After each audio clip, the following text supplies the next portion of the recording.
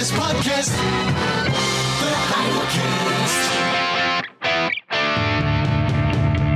It's a Heidel minicast. And now, Scott Clark. Affect and effect.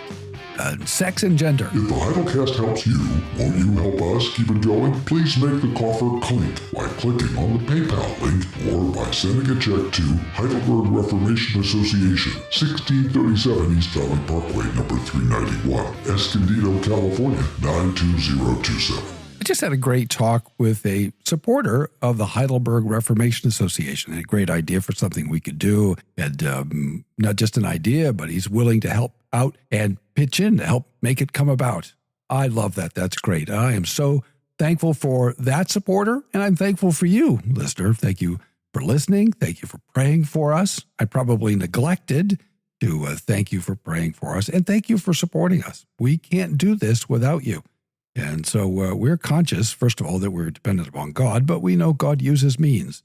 And blessedly, you are one of those means. The Heidelcast. There are two sets of words that present two different problems. The first, affect and effect, is that two words sound alike and are formally distinguished by vowels that can be easily confused for one another, A and E. Nevertheless, affect and effect do mean different things. As a noun, affect usually refers to a pretense. For example, he took on a certain effect or affect. As a verb, affect refers to a subjective change in someone. For example, the film powerfully affected him, right? Affected him. I'm pronouncing the A. I'm exaggerating that so that you can hear that. Effect refers to a consequence, both as a noun and as a verb. The effect of this decision was to produce confusion.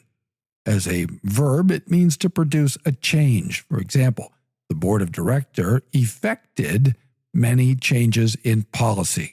How to distinguish them in your mind? Well, think of affect relative to feelings, although it's more than that, and effect relative to consequence.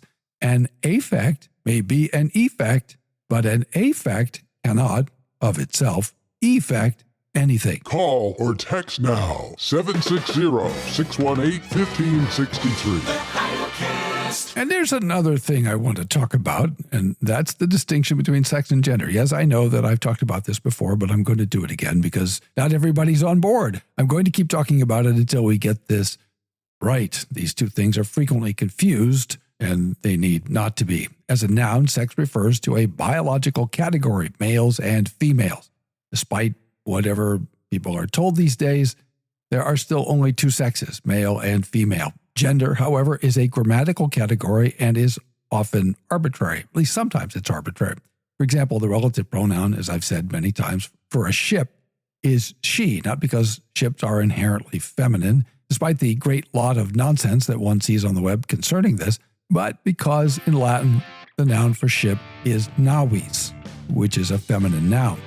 The English word ship is derived from Old English and Germanic words, a version of which is still in use in the word skiff, which is a flat-bottomed boat. But in usage, it was probably assigned to the female gender following the Latin pattern. Remember, until very recently, about everybody learned Latin, and it wasn't all that long ago that university lectures were still given in Latin. Those patterns had a tremendous influence or effect on English usage, even if, because of the recent collapse of the education system, we're no longer aware of it. There's a difference between sex, which refers to nature, and gender, which refers to grammar. They're not the same things. That we think that they are interchangeable says something about where we are as a culture. It's another small signal the culture has convinced itself that reality is an arbitrary construct that can be deconstructed and reconstructed at will. And it puts me in mind of Genesis 11:4.